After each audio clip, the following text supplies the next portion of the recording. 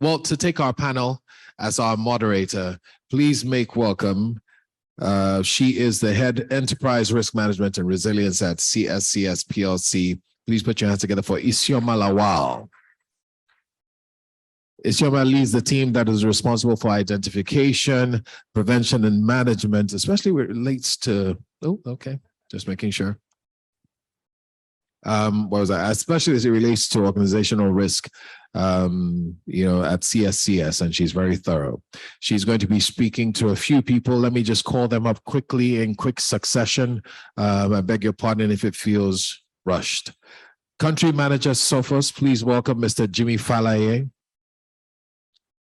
As he comes up, I'd also like to welcome the Divisional Head CSCS PLC, Mr. Tobin Nadozie. As Toby is actually involved in some major firsts in Nigeria, like the first interbank payment platform, the first money deposit machine. He's been, so it's quite a person to listen to. So he's going to be with us, I believe. And then he's probably coming to us online. There he is. He has also joining us, CISO for Nigeria Interbank Settlement System PLC, Olushola Odediro. Good to have you with us, sir. Also joining us, Country Manager InfoPrive, Bolabo Awelewa. Please put your hands together. Maybe join us online. And then, yes, Vice President MasterCard, Carrie Tucker. Also online. Oh, my bad. Okay, so we have a few of our speakers online. And last but not the least, CEO FPG Technologies and Solutions, Rex Mafiana. I will now hand over to our able moderator, Isioma. Thank you very much. So we'll just delve into the questions in the interest of time. Okay, so this session, we are looking at proactive ways organizations can protect their most critical assets. So I want to just discuss around this. So if I go to Jimmy, how would you build a cyber-ready team? Thanks for that question. And firstly, I would say big congratulations to CSCS for the Jubilee celebration today. So I'm talking about building cybersecurity ready team. A lot has been said today, really, and I think I'm just going to be picking some of the key things that have been said since morning. One of the very, very important thing is taking consideration that whatever technology we have, it's users that are going to be using them. And there has to be that consciousness that cyber threats are real. Is having that consciousness, then developing programs, developing initiatives, and like has been said today, having that and putting that conscious effort to educate everyone that is interfacing with technology. It's key. There's also the need to identify the technology we use, because we can only defend from a place of what we know, and what we are engaging, what we are using is also key to have that understanding of the technologies that we're using, that we are interfacing with. That would also help to be able to put the right programs in place to be able to educate the users of that technology. And of course, a lot has been said today about collaboration. We can't take that out of building a cyber resilience team. There's a need for consumer of technologies and also the producers to collaborate at every level. It's key. Once all those things, of course, many more are in place, it's going to be relatively much easier to have a team that can not only identify, not only detect, but also respond to cybersecurity incidents. Thank you. That's very important to know, especially in this Jackpot season. When you are building your team before you know the team has left you and you are starting all over again. Thank you very much. Let me just go to Olushola. In part of the presentations we had today, we had lots of regulatory bodies here as well. What do you think the impact of regulatory body will have on this asset protection? We're talking about safeguarding our critical assets. what do you think the role of regulatory bodies can be? Okay, thanks very much. Good afternoon once again. And I really appreciate CSCS for this, and congratulations on the 25th anniversary. Looking at regulatory bodies, a lot has been achieved. Let's take it from the three angles: the consumer perspective, the service provider perspective, and also the shareholders or the board of directors. So from the consumer perspective, you can look at what CBN has done in terms of consumer protection department, trying to take feedback from consumers to understand their perspective. What are their rights? What are their feelings about what is happening in the cyber space in the world? And that has been a laudable achievement from CBN. Let's also look at in terms of data privacy. NIDA has done a lot in that direction. Look at 5 years back and where we are today. So as a country, after GDPR, we also look at Nigeria, and we have our own NDPR, which is Nigerian Data Protection Regulation put in place. Beyond that, as a country also, we started another bureau this year, which is the Nigerian Data Protection Bureau, in terms of running investigations and also strategizing in terms of implementing the framework that NIDA has put in place. And also recently, also they issue out the National Data Protection Adequacy Program. So I can also measure compliance. Beyond issuing the framework, they also needs to monitor and ensure that they're compliance to those frameworks that has been issued, which is another roadmap we have looked at in terms of regulation. So a lot has been achieved, but we still need to do more around monitoring and compliance. You have framework there. The best are inside that frameworks in terms of standard, and look at also the cybersecurity framework from CBN. You have quite a lot of things that in terms of responsibilities, specify what the boss is supposed to do, organization what it needs to do, what it needs to put in place in terms of infrastructure. It comes with cost alongside. So that's another aspect. Are you also approving those costs in terms of a return on investment to ensure that the board needs to look at that, to ensure that you actually applying the right technology to protect the environment. Thank you. Thank you. Thank you so much. We go to our online speakers. Carrie. Hello. Hi, Carrie. Thanks for joining us. Can you just quickly tell us, how do you protect your organization from ransomware? Thank you. And I'd start by congratulating the CSCS on your 25th anniversary. And I do apologize in advance for my hoarse voice today. In the work that we all operate in, I think it's safe to assume that no organization or business can exist without a third-party partnership in one form or the other. And this could be vendors, suppliers, partners, service providers. Once there are third parties within an organization's ecosystem or supply chain, we cannot avoid the risks that come with it. And the common third-party vulnerability that we've seen is that of ransomware attacks, and it remains one of the biggest exposures to the current ecosystem. Now, in terms of how organizations can proactively protect itself against ransomware attacks, I believe the first line of defense is the staff. And as such, at the barest minimum, organizations must have regular cyber drills and social engineering simulations. And this can be in form of text smishing and phishing messages, with a call to action to assess the staff's awareness and vigilance levels. And what you would effectively be doing is really strengthening the human element of your cybersecurity chain with adequate sensitization and training. And this will help drive that culture of early detection of risk and clarity on the right actions to take when a potential attack is identified. The second consideration is really instituting the right framework that fosters regular and continuous assessment of the organization's cybersecurity maturity, qualification and quantification of the risks for potential impact, proactive monitoring of the cyber environment to really identify risks and vulnerabilities before they actually become imminent or exploited. Thirdly, I think organizations should leverage existing tested tools and resources to save them time and effort required for cyber risk management. Now at MasterCard, our sector agnostic solution has really helped a lot of companies reduce financial loss exposures from cyber risk events. We have threat intelligence solutions that will help you easily identify breaches and ransomware risks within vendor and third-party portfolios, and monitors their compliance with security standards and frameworks like PCI DSS, ISO 27001, etc. for different clients across different sectors, from FMCG to telco to fintechs to PSPs and even government. Our risk recon solution, for example, is a data-driven cyber risk management tool that helps you to effectively assess local and global cyber risk, your third-party business relationships, the industry and the ecosystem at large.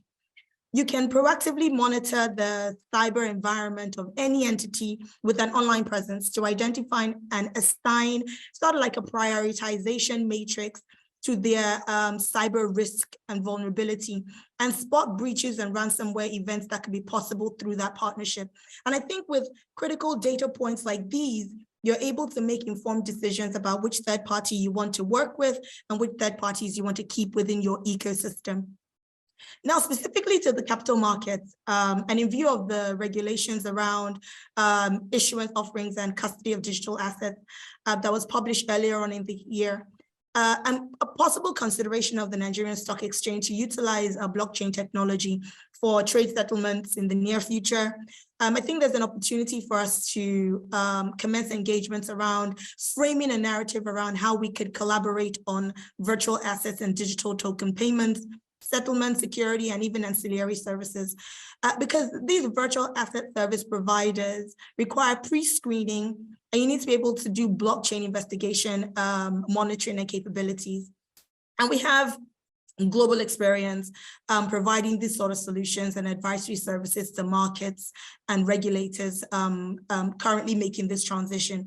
And we've recently invested in a solution that actually uses blockchain analytics and artificial intelligence to deliver virtual asset currency risk and compliance solutions for some of these large banks, exchanges, financial institutions around the world for use cases around travel rules, AML compliance, risk transaction scoring, blockchain financial crime investigation, and even bad actors that are eliciting cryptocurrency for counterterrorism investigations.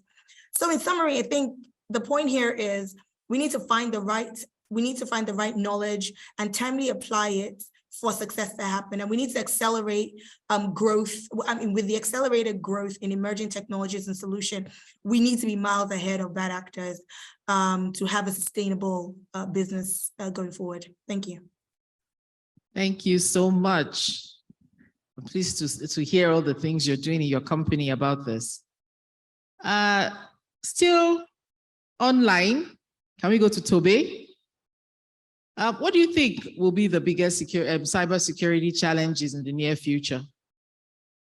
Okay, thank you very much, Isioma. Well, near future, so what we did was to look at different types of cybersecurity threats. And we picked 20 of them from across different organizations, SOFOS, IBM, NSI, that's the National Security Institute in the US, and a couple of, bodies that are not, product or brand selling like IDC and Gartner, particularly tilted, of course, to IDC for obvious reasons. And when we picked the 20 of them, potential threats, we rated them. So the rating was to say, out of a possible 100 marks, how many of them will you allocate to each of those things? So in the next 3 years, what we think would be number one would be third-party exposure. And for obvious reasons, outsourcing, hybrid work models, different types of integrations taking place, BYOD, CyberArk, a cybersecurity firm, said as at 2021, when they did a review of about 100 organizations, 96% of organizations, they grant access to external parties to have access to their critical system. So reviewing through all these different analyses, we believe third-party exposure will be one of the biggest cybersecurity threats across the world in the next 3 years. The second one is social engineering. Social engineering, the challenge which many people, underrate with social engineering is social engineering gives sometimes almost complete access to your system by cyber, crime potential. Social engineering is the use of deception to manipulate people to give out information. And what we found out is when social engineering, is the tool used by a cyber criminal, sometimes they sit in the organization and there is one of these cybersecurity, I've forgotten the name, They said sometimes averagely they sit inside for 2 years before people discover that they are there. And as we go further into the next 3 years, we think this will be a major issue. Verizon stated that 85% of all data breaches involve human interaction, and the bulk of that will come from social engineering. Social engineering got 15 marks from our rating system. Number 3, in terms of hierarchy of our rating system, would be cloud vulnerabilities. Gartner says that $41.2 billion was spent in 2021 on cloud-based cybersecurity solutions. Of course, like we know, this year would even be much more than that.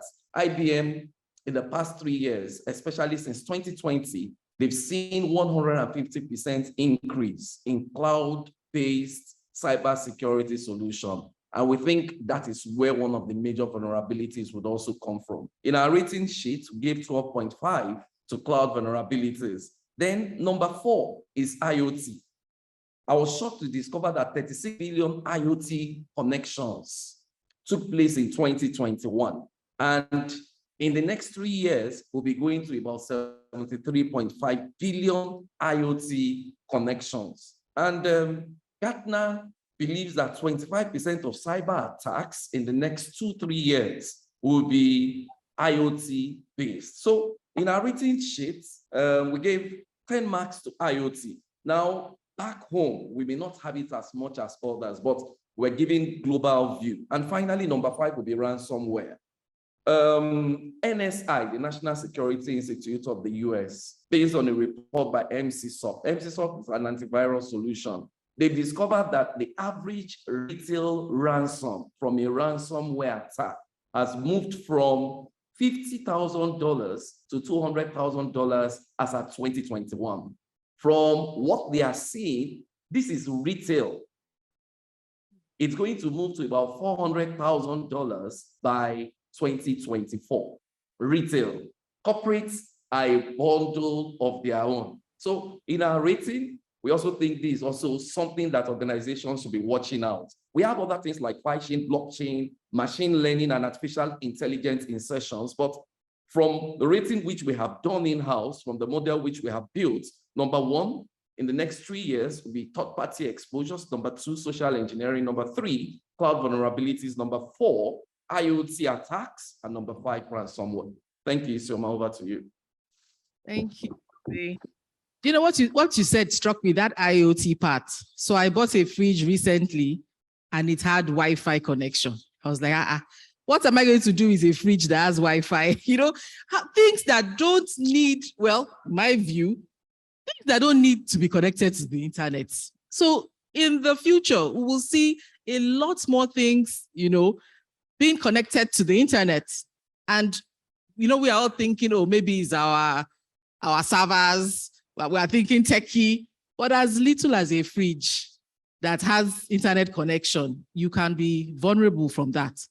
So yes, that IoT actually struck me. Thanks for those words of knowledge, Toby.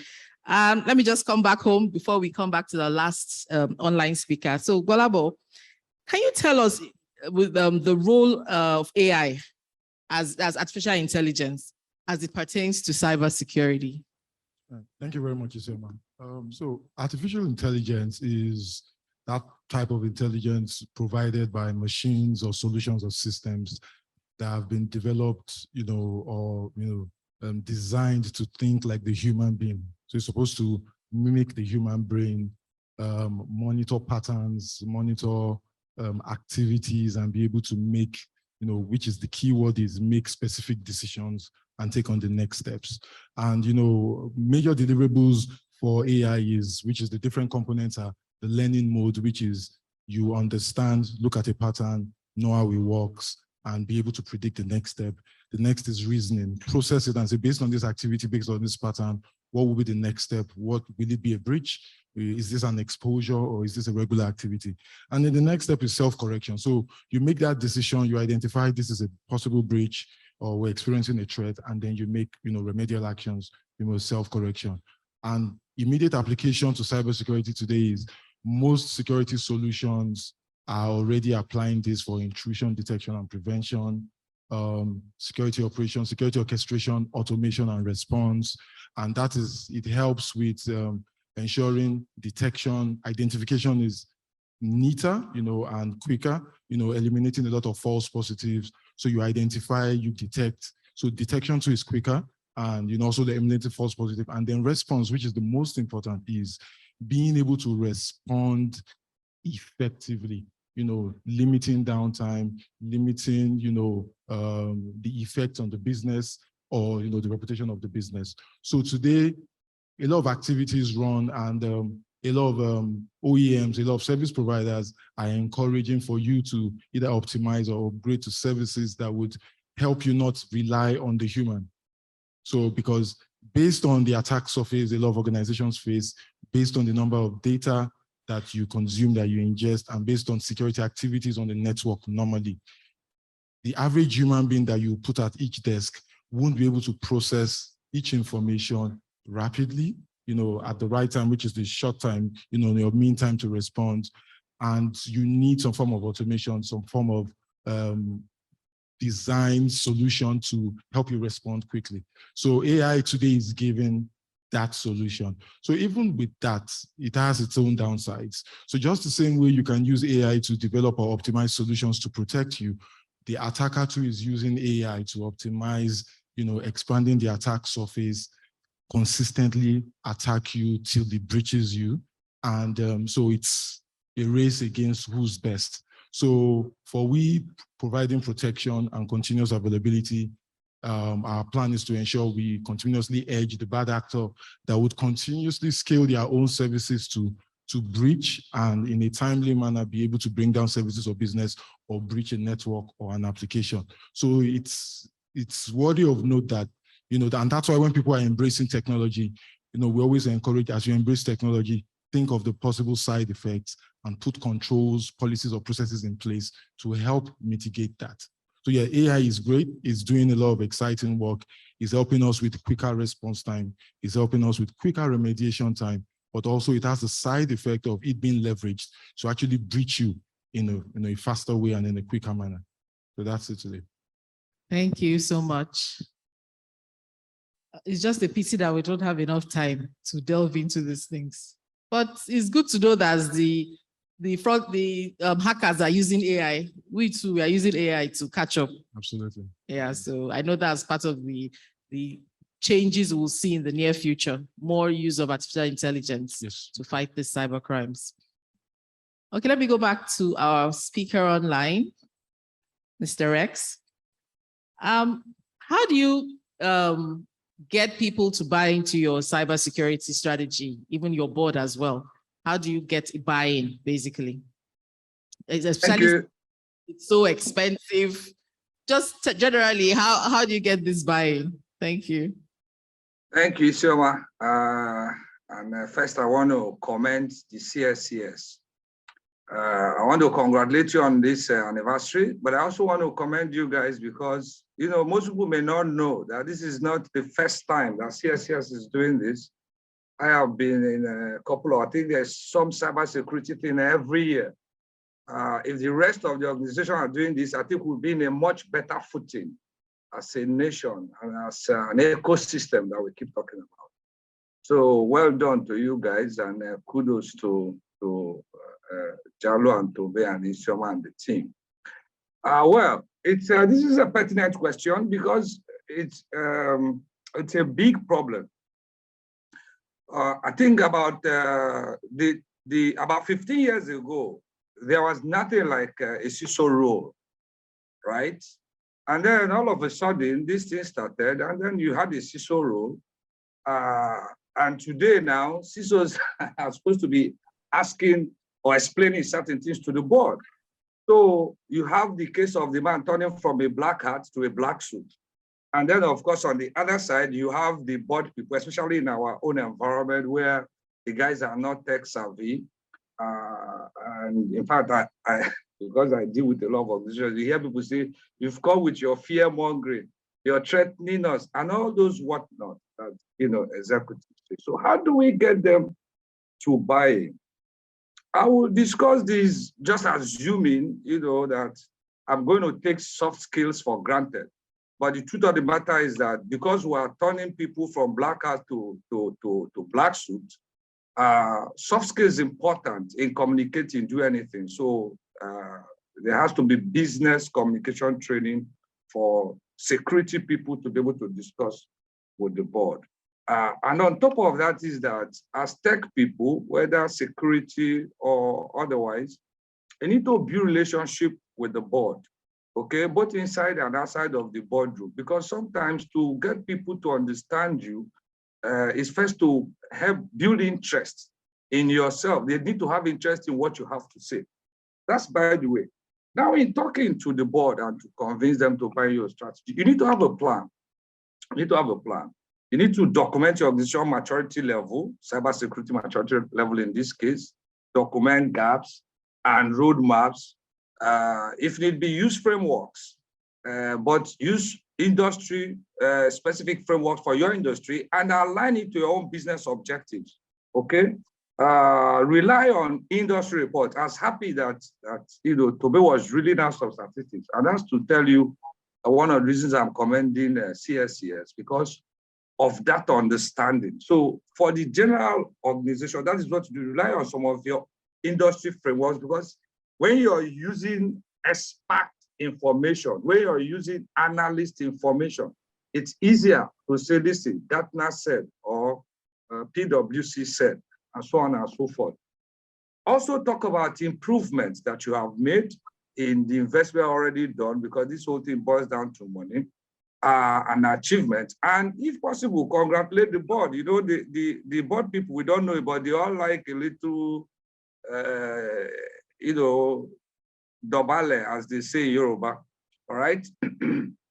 And then have all those, but in talking to them, please be sure to translate, all right? Because they are not tech savvy, in most cases, you need to talk to the board members about security things, in fact, about most technology things, with the child of talking to a sixth grader or a junior secondary person where you're talking about these things, but not in a condescending manner, right? So you need to translate all our cyber jargons, you need to use the business risk language, because the board understands business risk. You must translate that cyber is a risk, and cyber, in fact, is now one of the most pertinent aspects of business risk. I find you need to be also honest in talking to them. I need to make sure that they understand that the maturity, cybersecurity maturity, is a moving goalpost, because the board will ask you, are we secure? And it's not a fair question to ask, because there is no 100% security. So you need to be honest in explaining to the board, use facts to drive the narrative, use audio, visual things as much as possible. You can use some graphics to show where your security controls are, for example, and what they mean, how they protect. You can, your own crown jewels, depending on your industry. You can show them all those things. You need to use metrics that matter. Tobe was talking about somebody being your environment for maybe sometimes up to 2 years. So, in that case, we are talking about the mean time to detect.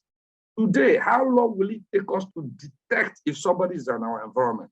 You need to use all those kind of metrics and then say that, Oga, maybe somebody is in your house, is living in your boy quarters, he's lived there for 6 months and you don't know. That is, so those kind of languages is what you need to translate all those metrics, mean time to detect, mean time to respond, mean time to even prevent, because it's better to prevent. And then more important,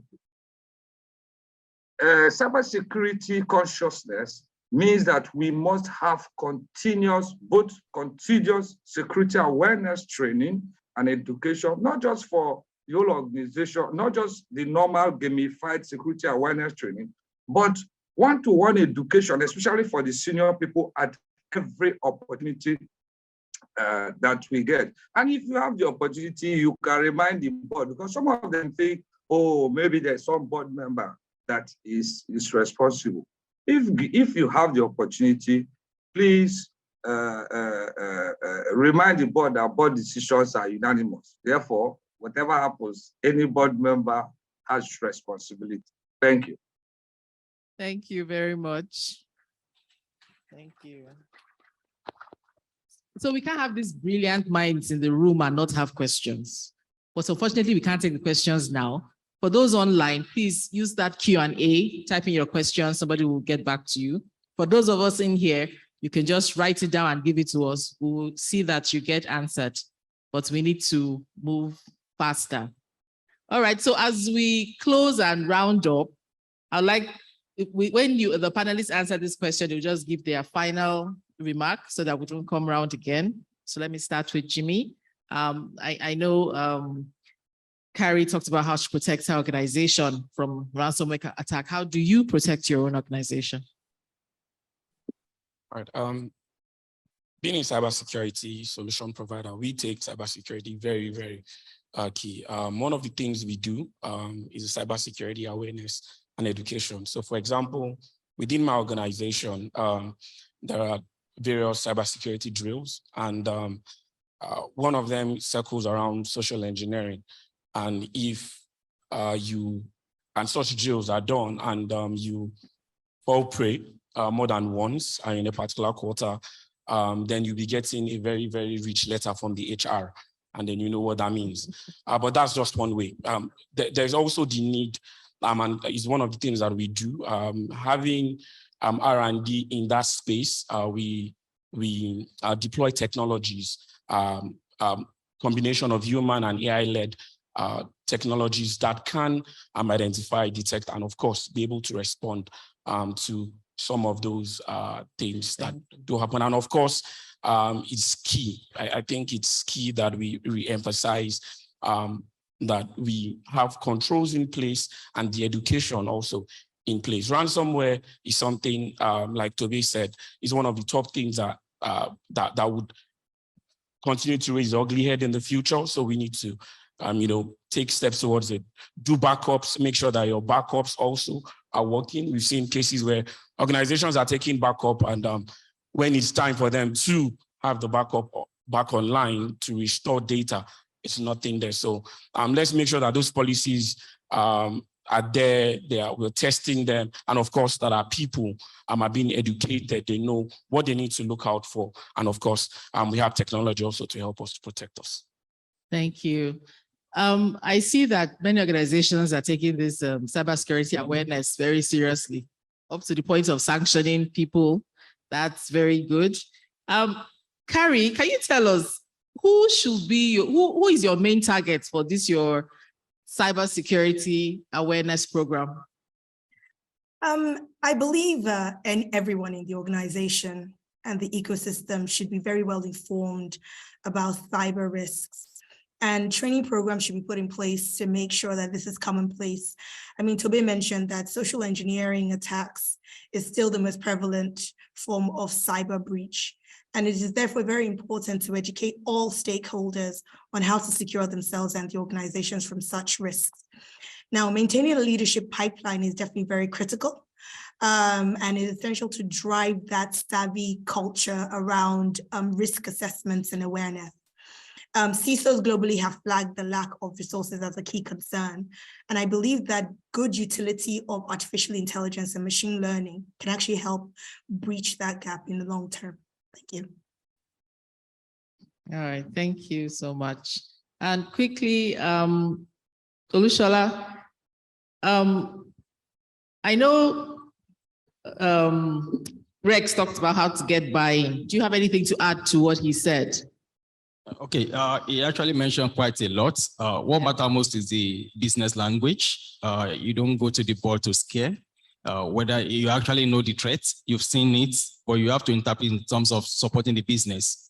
How will it impact the business? And not only to mention that you have 10,000 attacks that have been suspected and you've treated, but should this attack crystallize, what impact will it have on the business? And they need to start looking from that angle. And beyond that, also we need to build the trust. The board member needs to have that trust, your competency in terms of your agility, in terms of reacting, beyond proactive planning to protect those items. Should there be incidents, how should you react? And as we talk about the incident response plan, you need to share that with the board. You need to see that beyond the plan, how are you testing the plan also? So value from what they have invested in is what the board is interested in. They will not want to invest further. You cannot show the value that have been achieved for what they have invested before. So the trust matters most. Believing your competency also matters most in terms of what you have presented to them and also speaking the business language. Thank you. Thank you so much. Mr. Rex, back to you. Given this Jackpot season, what do you do to retain your staff? How do you put that as top priority? It's an evolving area, okay? What we now call the hybrid workspace, right? If you look at organizations like the MIT, Harvard, these research institutions, there's a whole body of knowledge being evolved now as to how to manage that. But what I see in our own market is that eventually we will also go to the hybrid pay structure. So today, especially in our software development business, we are now having mix and match. In fact, somebody was saying, I think it was our MC, saying that this generation don't want to come to work. Today, you have people at home, they don't get into the office.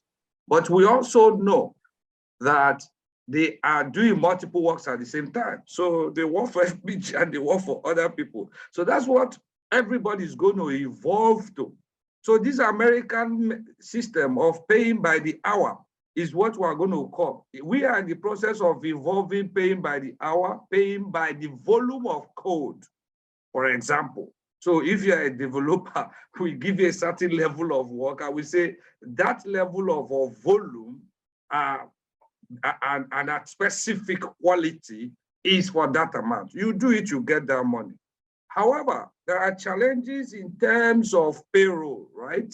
Because we are used in our own market in Nigeria to just every month you collect a certain amount.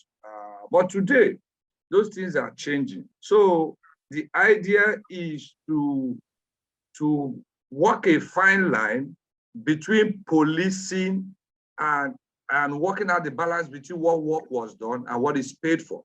Because, for example, you want to monitor somebody either on the volume of code or work time, then it means you need to have a tool monitoring system. And this is where the whole zero trust thing from a cybersecurity perspective and the BYOD thing from a device perspective comes in. So you just hire the guy, give him a link, and then you monitor a section of his device that has to do with the work he's doing for you. So for us, it's about pooling resources, right? And looking at other forms of payroll or incentive is about pooling resources. So it doesn't matter whether the guy is in Nigeria. If all the people running to Canada, US, have told the banks, you need them, we will put them on the platform. They will still work from there. The issue is how do you meter and how do you pay? And we are working out some of those challenges so that we'll be able to get to use those resources wherever they are. Thank you. Thank you so much. Toby, quickly, let's just go to you, your final words. What are the metrics organizations should adopt in determining return on investment? We know that it's not cheap to protect your organization. So how should we know that we're getting good return for that investment? Thank you very much, Isioma. So, of course, there are two types of measurements or metrics. There are the proactive and the reactive ones. I mean, with what we're seeing today, the standard ones which most organizations have, number of breaches, compliance to regulatory, regulatory policies, loss made, incident response, BCP, detection, and all those things. Those are the standard regular. But we found out that most times they're after the fact. I was in an interesting workshop with our wonderful friends from NDPB. We're looking at data privacy and protection in the country. And we found out that by the time we go through the process of releasing regulatory policies and guidance, cyber criminals, they're already coming out with new sets of challenges. So if you want to use these normal reactive things to measure the return on investment, the truth is you may have created a huge lacuna that is waiting to burst out in the front. So there's this interesting framework, which a couple of my friends on one advisory board I belong to, they created in measuring the return on investment. It's called the Karami model, not caramel. So change the EL in caramel to IE, the Karami method. Number one, what are the risk controls that you have implemented with how much you have collected? Number two, what risk awareness have you been able to create? Risk awareness is for third party.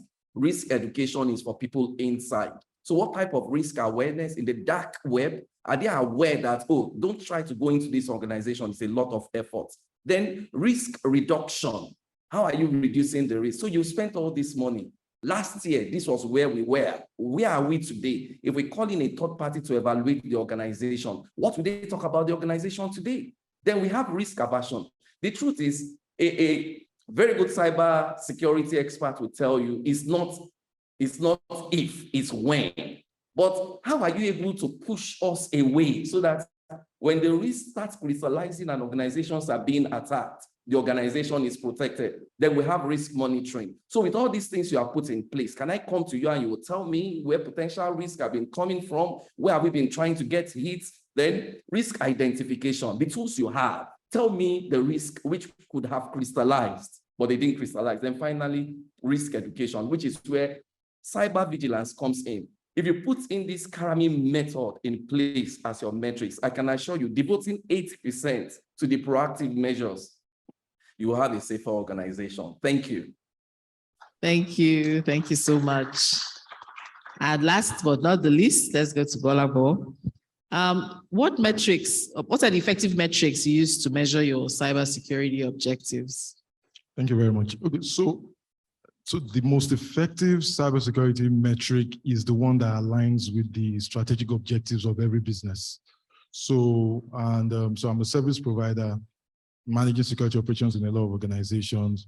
So when we do reporting for them, we always look at their objectives. So for example, an online real-time business, we communicate availability, and while we are to dovetail on what Toby already mentioned, while we talk about, possible incidents, which is detection of attempts to your organization, we also communicate in value what that effect would have been if the breach happened. So, and that's the value, and that's the communication to every CISO. Be able to communicate the business of cybersecurity. What is the value of a breach? If the breach had occurred, what is the value? What would it cost you from a reputational point of view? What would it cost you if you had to pay any fines? What would it cost you if you now need to go and reinvest or buy additional controls? So you are literally saying we have proactively put controls in place to ensure these breaches won't occur. So the idea is, aside putting all the graphs, the numbers, the figures, is being able to communicate in business language, which is Naira and Kobo eventually. So we always end it with that. Okay, so we've not been breached. We have 1,000 attempts this month. These 1,000 attempts would have been 100 million, effectively, if we had been breached, or it would have cost us this level from a reputational point of view, because customers would have lost confidence. But because we've not been breached, because there has been no internal collusion that would lead to a fraud, this is how we stand and this is how we stack up. So the best metrics, irrespective of the controls you have in place, are strategic metrics, which is what are the business objectives? What's that roadmap for the business in the next 3 years? What are the controls I'm putting in place to ensure we succeed with this roadmap, that the business and service is continuously available throughout this roadmap without any breach? Thank you. Thank you so much. This was such an informative panel. Thank you everyone for joining. Thank you, my panelists online. I'll hand over the mic back to the MC. Thank you very much. Please join me and appreciate my panel and moderator. They've done a fantastic job today. Isioma, we appreciate you. You did great with the questions. Please appreciate all of them.